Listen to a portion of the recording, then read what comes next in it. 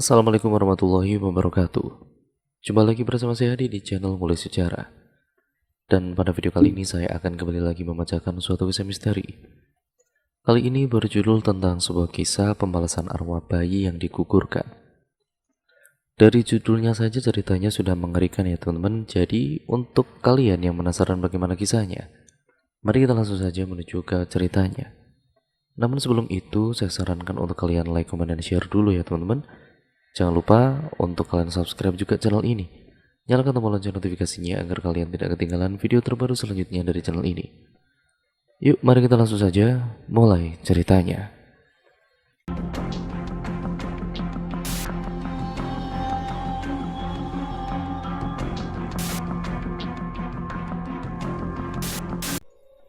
Sebenarnya di desa saya banyak sekali, bahkan pernah terjadi kejadian yang aneh berkali-kali di desa ini. Sampai satu kejadian menggemparkan seluruh kampung. Ya, tetangga saya, sebut saja namanya Sakri, yaitu suami, dan almarhumah Bin, yaitu ibu. Fadil anak pertama, dan Diki adiknya. Semua nama sudah disamarkan ya teman-teman. Awal mulanya dulu ibu Fadil belum menikah, namun ia sudah mengandung, yaitu kakak Fadil. Kandungannya belum begitu besar, sehingga warga tidak merasakan curiga. Entah bagaimana ibunya itu bisa mengandung tidak perlu saya ceritakan ya teman-teman. Yang jelas Sakri itu adalah ayah dari bayi itu. Awalnya ibunya tidak mengetahui bahwa dirinya sedang hamil hingga suatu saat ibunya ini kepingin sekali memakan mangga muda yang masih ranum. Lalu ibunya pergi ke penjual buah untuk mencarinya dengan menggunakan motor, dan akhirnya di jalan ia bertemu Sakri, ayah sang bayi. Mau kemana? Ayo aku antar. Ke tukang buah beli mangga? Enggak usah mas, saya mau bawa motor sendiri kok, jawab ibu Fadil kepada kekasihnya itu. Namun kekasihnya itu mengikutinya dari belakang sampai ibunya sampai di tempat yang dituju. Bu, mangganya berapa? 15.000 per kilo, sahut penjualnya. Bungkusin ya bu. Ibu Fadil lalu kemudian mengeluarkan uang dari dompetnya. Ketika hendak membayar, Sakri lebih dulu memberikan uang 20 ribuan kepada penjual mangga itu. Nih bu, kembaliannya ambil saja, ujar Sakri. Makasih mas, semoga rumah tangga kalian bahagia, sahut si penjual itu. Padahal kedua kekasih tadi belum menikah. Mereka lalu tersenyum malu-malu di jalan sambil bercakap-cakap.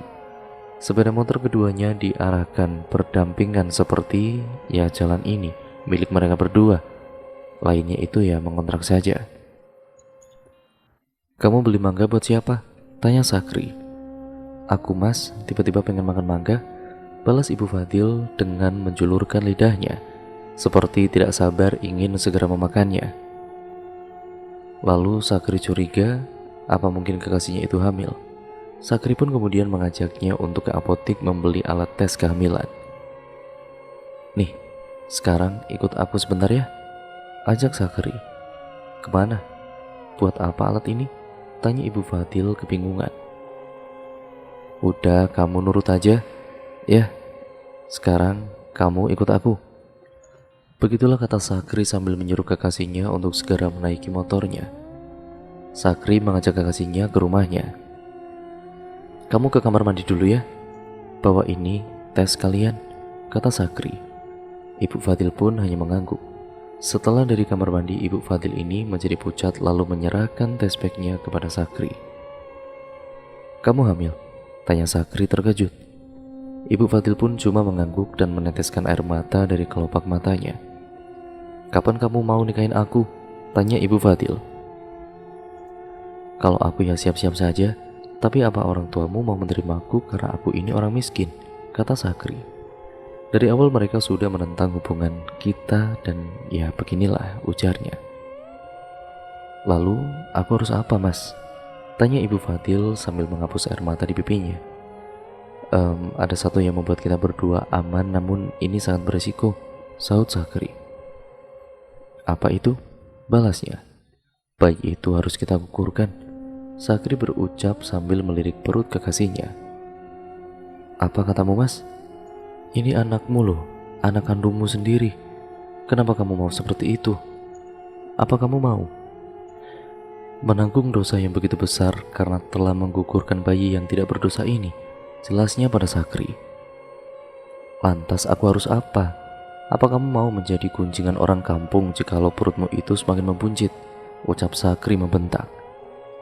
Ibu Fadil pun hanya terdiam dan terus menangis sambil memegangi perutnya. Ya sudah, ayo kita ke sana sebelum terlambat, ajak Sakri.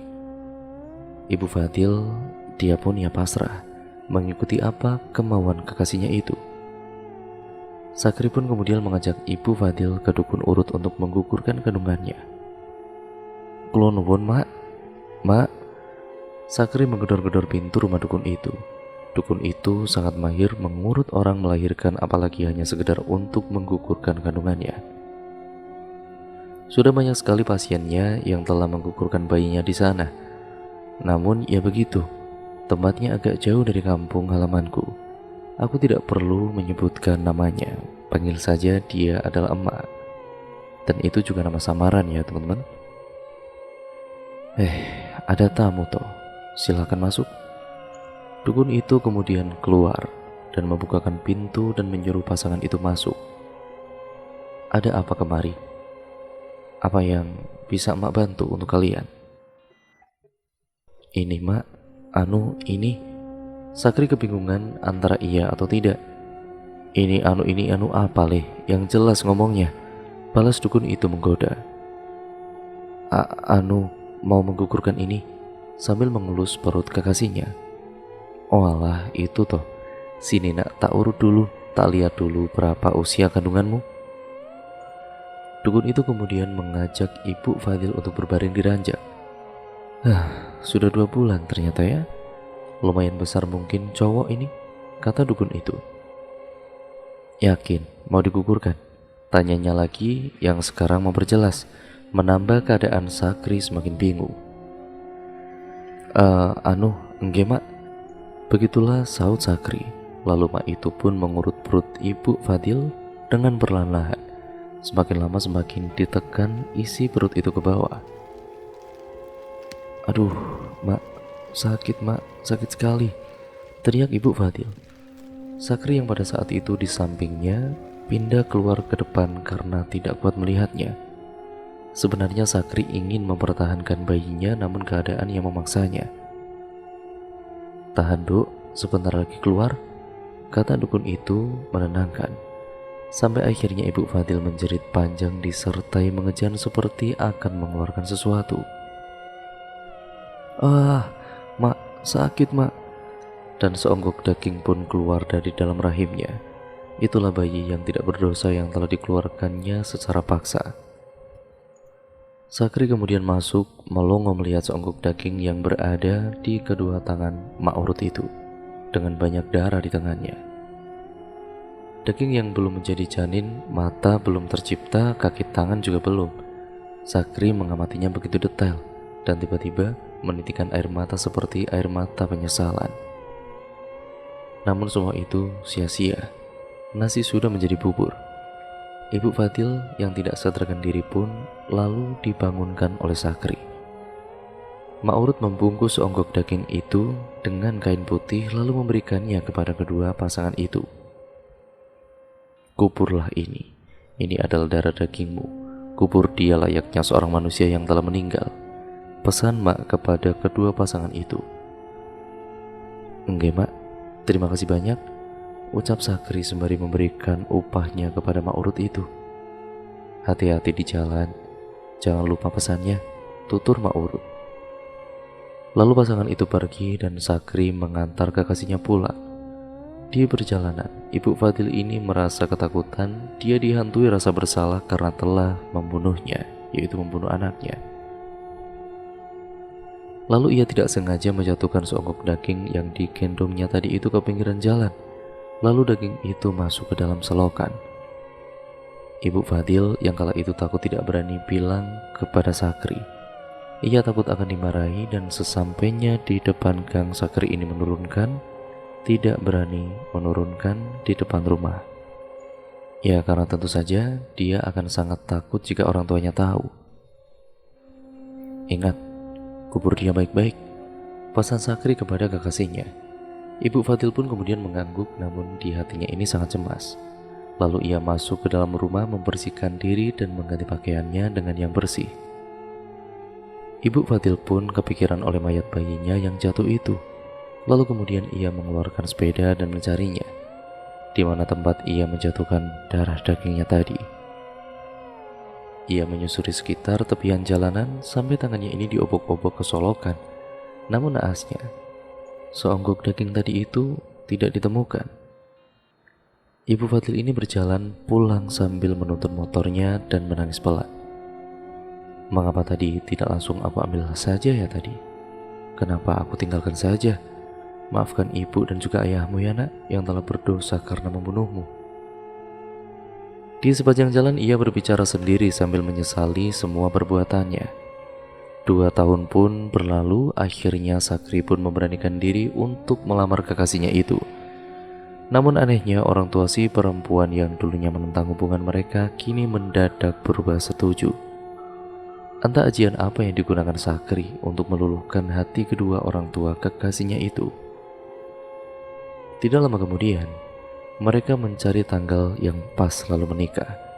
Pernikahan mereka terlihat sangat bahagia hingga satu hari Ibu Fadil ini mengandung kembali, yaitu seorang anak laki-laki yang ganteng dan ia beri nama Muhammad Fadil Al-Farisi. Itulah Fadil, anak dari pasangan Sakri dan almarhumah Bin.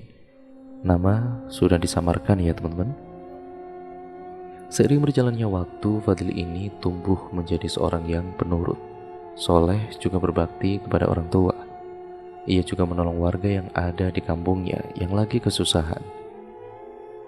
Kadang dia ini membantu membawakan belanjaan, kadang membantu memberi makan kambing dan sapi, dan juga kadang membantu warga membersihkan area perkebunan yang luas. Hingga sesuatu itu terjadi menimpanya dan merubah sikap dan juga semua perilakunya. Pada siang itu, ia pulang karena haus ingin minum dan kebetulan perutnya sedang lapar. Namun Ibu Fadil sakit, jadi ia memasak agak kesiangan sedangkan bapaknya pergi ke sawah. Saat membuka tudung saji, Fadil ini terkejut tidak ada makanan di meja makan itu. "Bu, apa ini? Aku kan lapar, tapi kenapa tidak ada sedikit pun makanan buatku?" Ia mencari ibunya di dapur sambil marah-marah, padahal dulu sifatnya tidak pernah seperti itu. "Sabar nak, ibu ini kan sedang sakit, jadi bangun agak kesiangan. Ini saja baru memasak nasi nak," jawabnya sambil melakukan pekerjaannya. Namun nasi tadi ia digulingkan oleh Fadil dan jatuh berceceran di tanah. "Ah, dasar ibu tidak berguna, selalu saja mencari-cari alasan." Fadil ini berkata melotot pada ibunya sehingga matanya itu hampir copot. "Astagfirullahaladzim. Nak, kenapa denganmu? Apa yang membuatmu jadi begini?" Ibunya kaget melihat sikap anaknya yang berubah menjadi sangat kasar. "Wah, dasar cerewet. Kalau tidak cepat-cepat kau masak, kubunuh kau," ucapnya sambil mengancam dan memegang pisau di tangan kirinya. Lalu bapaknya datang dan menampar Fadil begitu kerasnya. "Brak! Sejak kapan orang tuamu mengajarkanmu seperti itu? Tidak sopan kepada orang tua," ujar bapaknya yang emosi ketika mengetahui Fadil membentak ibu kandungnya. "Siapa kau? Berani menamparku, ha? Dasar lelaki tua tidak tahu diri." Fadil ini mendorong bapaknya hingga terjatuh. "Ah, dasar anak kurang ajar. Sini kamu." Lalu kemudian bapak dan anak itu terlibat perkelahian hebat. Sudah, cukup. Tidak enak dilihat tetangga." Ibunya melerai perkelahian mereka. Lalu Fadil ini keluar sambil mendobrak pintu dan brak! Astagfirullahaladzim. Ibu dan juga bapaknya mengelus dada. Mengapa sifatnya jadi seperti itu? Urakan tidak tahu sopan santun. Ibu harus selalu mengawasi setiap pergaulannya agar ia tidak salah dalam memilih teman. Begitulah ujar Sakri kepada istrinya. Biasanya dia tidak begitu, Namun entahlah Pak, apa perlu kita panggilkan Ustadz? Siapa tahu ada yang menempel di badannya itu. Ajak istri Sakri kepadanya. Terserah ibu sajalah, aku capek mau istirahat. Sakri kemudian menjawab dengan nada kesal karena ulah anaknya tadi. Hari berganti dengan minggu, minggu berganti dengan bulan. Namun tetap saja sifat anak itu seperti itu. Kasar, urakan, dan awut-awutan. Tidak tahu tata krama, dan dulunya yang suka menolong warga, kini ia menjadi pemalak warga. Setiap warga yang berjualan harus menyetorkan hasilnya kepadanya. Lalu uangnya dibuat judi dan juga mabuk-mabukan. Ibunya pun tidak kuat melihat kelakuannya setiap hari. Lalu ia memutuskan ke rumah Ustadz untuk mencari bantuan dan menyembuhkan Fadil anaknya. Ibunya yang kala itu dibonceng Bapak Fadil berjalan menuju desa seberang, dan konon di sana ada seorang ustadz yang mampu menyembuhkan segala penyakit dan pandai meruqyah orang. Namun si ustadz itu tidak mau diberi upah. Ia melakukannya dengan ikhlas karena baginya menolong sesama adalah kewajiban setiap umat muslim di dunia ini. Berpuluh-puluh kilo jarak yang harus ditempuh orang tua Fadil demi menyembuhkan anaknya. Dan akhirnya mereka berdua sampai di desa kecil yang bersebelahan dengan pondok pesantren. Masuklah dulu Bu, aku mau memarkir motor dulu, ujar suaminya. Lalu ibu Fadil pun masuk. Saat itu pintu rumah dalam keadaan terbuka.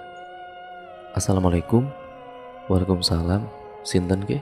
Ada seorang wanita cantik keluar dan menjawab salamnya dan kemudian menemuinya. Saya dari desa seberang ingin meminta pertolongan. Apa Pak Ustadznya ada? Tanya ibu Fadil kepada wanita cantik itu. Oh alah, iya. Silakan masuk Bu, saya istrinya. Perkenalkan, nama saya Hajar. Suami saya sedang mengajar ngaji Bu. Mohon ditunggu sebentar ya Bu. Saya buatkan teh dulu, silakan duduk, kata wanita itu lalu pergi ke dapur. Bagaimana Bu? Ketemu ustadznya? Bapak Fadil ini pun kemudian menyusul masuk ke dalam setelah memarkir motornya. Sebentar, masih ngajar ngaji Pak? Sahut istrinya. Wanita itu pun lalu keluar dari dapur dan membawa teko juga gelas kecil yang berisi teh dan sepiring roti. Silakan Bu, diminum sambil menunggu, ujar istri ustadz itu kepada keduanya. Lalu dia pergi ke dalam. Saya tinggal sebentar ya Pak, Bu. Melihat suami saya, sudah selesai apa belum mengajarnya? Katanya lagi. Oh ya Mbak, silakan, sahut Bapak Fadil. Setelah menunggu beberapa lama, akhirnya Pak Ustadz menemui mereka. Sudah lama menunggu ya Pak, Bu? Tanya Ustadz itu sambil tersenyum. Ah tidak Pak, santai saja, balas Sakri sambil agak cengengesan. Ada hajat apa Pak kesini dan dari mana? Tanya Ustadz itu lagi. Mau minta tolong Pak, ini menyangkut anak saya. Saya dari desa seberang, Ibu Fadil memperjelaskan. Loh, anaknya itu kenapa? Kok gak ikut? Pak Ustadz selingkuhkan mencari. Nah begini masalahnya Pak Ustadz. Lalu ya bla bla bla, singkat ceritanya seperti itu. Keduanya menjelaskan secara rinci peristiwa dan kejadiannya. Pak Ustadz pun mendengarkan, lalu diam sejenak sambil menutupkan mata seperti ada sesuatu dengan Fadil. Besok saya ke rumah kalian, tinggalkan alamatnya di sini ya Dek. Dek Hajar, ambilkan selai kertas dan juga pulpen ya, pintanya pada istrinya. Tidak lama istrinya keluar membawa secari kertas dan pulpen. Lalu kemudian Ibu Fadil pun menuliskan alamat lengkap mereka di secari kertas putih itu, dan dengan lengkap tentunya. Mereka berdua berpamitan pulang setelah itu. Terima kasih Pak Ustadz, saya tunggu kedatangannya ya, kata Sakri. Pak Ustadz lalu mengangguk sambil mengantarkan tamunya keluar. Esoknya Pak Ustadz bersama rekannya pergi ke desa Sakri yang alamatnya ia kantongi di saku bajunya. Di tengah perjalanan, Ustadz itu pun dihadang oleh 4 pemalak yang dipimpin oleh satu pria berwajah ganteng dan oriental. Ayo, turun-turun, kata keempat pemalak itu. Keduanya lalu turun dari motor. Ada apa anak muda? Mengapa menghadang jalan kami? Kami sedang ada keperluan di desa seberang, kata Ustadz itu. Serahkan apa saja yang kalian bawa, atau nyawamu taruhannya, balas pemimpin perampok itu. Maaf, saya tidak punya apa-apa anak muda, ucap Ustadz itu lagi. Ya sudah, ayo, geledah semua pakaian, jangan sampai terlewat. Pemimpin itu menyuruh anak buah mereka memeriksa semua pakaian Ustadz itu dan rekannya. Kosong bos, jawab salah satu anak buahnya. Kan sudah saya bilang, Ustadz itu berkata sambil tersenyum. Ah, banyak bacot kau, sana pergi, saut pimpinan mereka sambil mendorong Ustadz itu. Ustadz itu lalu pergi dan berkata dalam hati, seperti ada yang aneh dengan pemuda itu. Namun Ustadz yang dipalak tadi tidak menyadari bahwa itulah Fadil, anak dari Sakri dan almarhum Bin itu, yang kemarin datang ke rumahnya untuk meminta bantuan. Dan kemudian, Assalamualaikum. Waalaikumsalam. Oh Pak Ustadz, silakan masuk Pak, ajak Sakri. Tumben rumah kok sepi Pak, di mana semua orang? Tanya Ustadz itu. Istri saya sedang sakit Pak, anak saya ya biasalah entah keluyuran kemana, saut Sakri agak jengkel. Boleh saya menengok istri Bapak? Tanyanya lagi. Oh dengan senang hati Pak, monggo saya antar, balas Sakri sambil berdiri menunjukkan kamarnya. Bu, ada Pak Ustadz datang, kata Sakri kepada istrinya. Pak Ustadz, maaf Pak, saya tidak bisa menyebut kedatangannya. Entah mengapa badan saya kok menjadi lemah seperti tidak bertenaga seperti ini, jelas Ibu Fadil kepada Ustadz itu. Tidak apa Bu, maaf ya Bu, saya izin memijat pundaknya, kata Ustadz itu memohon izin. Oh enggak Pak Ustadz, silakan. Ustadz itu lalu memijit-mijit pelan pundak istri Sakri, dan sepertinya Ustadz itu mengetahui kalau sakitnya istri Sakri bukanlah sebuah kebetulan. Sakit Bu? Tanya Ustadz itu. Tidak Pak, ya biasa aja kok Pak Ustadz, balasnya. Padahal Ustadz itu memijitnya dengan cara menekan. Kalau orang pada umumnya pasti agak kesakitan, namun sikap Ibu Fadil ini biasa-biasa saja. Tiba-tiba Fadil pulang dan masuk ke dalam kamar ibunya. Bu, minta uang, kata Fadil membentak kemudian. Loh, ini kan orang yang kupalak tadi. Mengapa dia di sini? Apa dia cerita kepada orang tuaku? Gumamnya dalam hati. Tidak punya mata, nggak lihat ibunya lagi sakit. Pulang-pulang nggak assalamualaikum, nggak apa, langsung minta uang. Memangnya uang bisa jatuh dari langit? Sakri berkata jengkel kepada anaknya. Kau kalau ceramah itu di masjid saja, jangan di sini.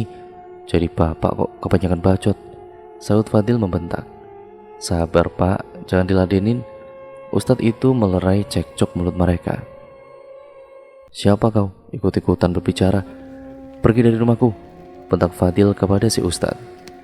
Nah, gak boleh berbicara seperti itu, yang sopan, kata ibunya. Lalu Fadil pun kemudian pergi masuk ke dalam kamarnya. Dan itu anak yang ibu ceritakan? Tanya Ustadz itu sambil berkeringat. Iya Pak Ustadz. Pak Ustadz, gerah ya? Apa kipas anginnya kurang besar? Kata Sakri. Oh tidak Pak, ada hawa lain di sini, saut Ustadz itu. Lalu wajah Sakri dan juga istrinya bertatapan seperti orang kebingungan. Lalu kemudian Ustadz itu meniliki seluruh sudut rumah dan mencari di mana hawa panas itu berasal. Namun saat melewati kamar Fadil, Ustadz itu terkejut karena kamarnya hanya ditutup oleh gorden dan tidak ada pintunya. Jadi Ustadz itu tidak sengaja mengintip. Ia melihat Fadil memakan bunga dan kemenyan.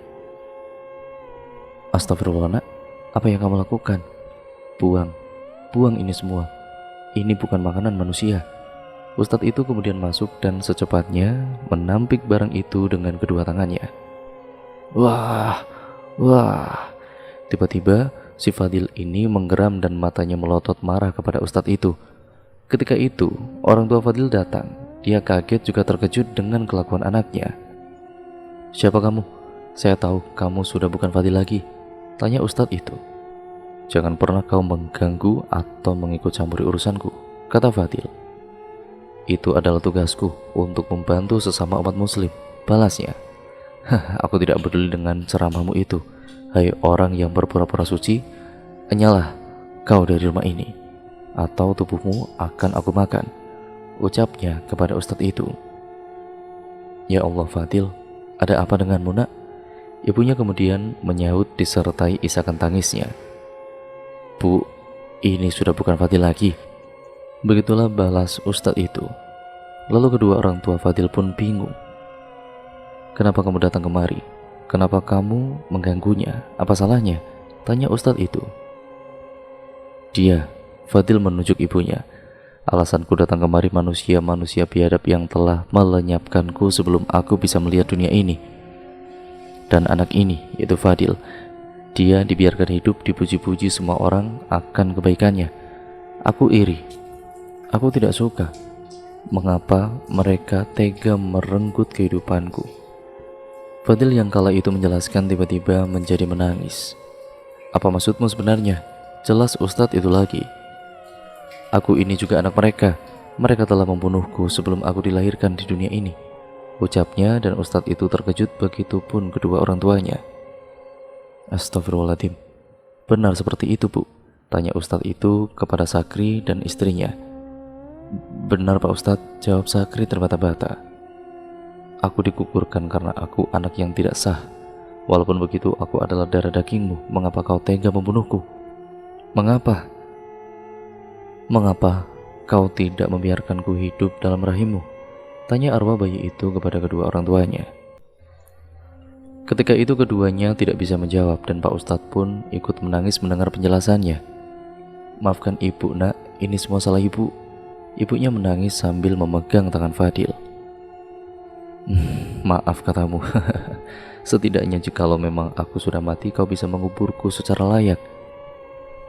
Namun tidak, kau membiarkanku jatuh ke selokan sampai bangkaiku membusuk dimakan belatung hingga tidak ada badanku yang tersisa, katanya pada ibunya. Sakri lalu kaget mengapa arwah bayinya berkata seperti itu pada ibunya, padahal ia yakin bahwa istrinya sudah menguburnya secara layak. Apa maksudnya bu? Tanya Sakri. Maafkan aku pak, aku tidak sengaja menjatuhkannya di selokan, namun aku sudah mencarinya, tapi aku tidak menemukannya, ucap istrinya sambil bersimpu di kaki suaminya. Aku ingin hidup di badan anak ini sebagai manusia.